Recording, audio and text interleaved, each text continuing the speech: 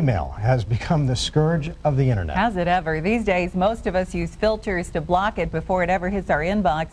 But Call 12 for Action's Rick DeBrule has details on the latest ploy that spammers are using to work their way into your life.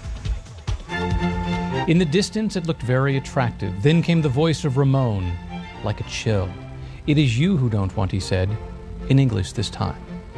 Hello, good evening, and welcome to this week's edition of Call 12 for Action's Literary Theater. Was it Hemingway? Steinbeck? Poe? No, it was spam. It was actually part of a pitch to get me to buy a penny stock. Clumped together at the bottom are hundreds of words stolen from great literature.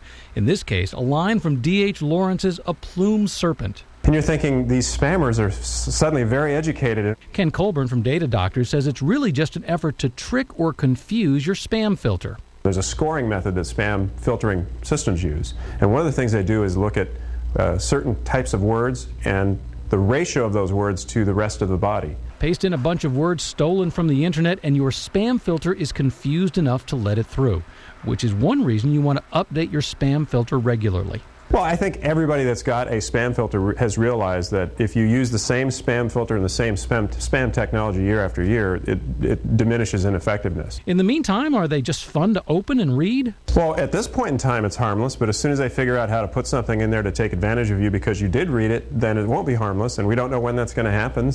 Which is why we're going to scratch spam from our literary book club reading list. But next week, we're hitting the classifieds. Rick DeBrule, Arizona Nightly News. Who knew Wow. that Rick was a Shakespeare guy? He is.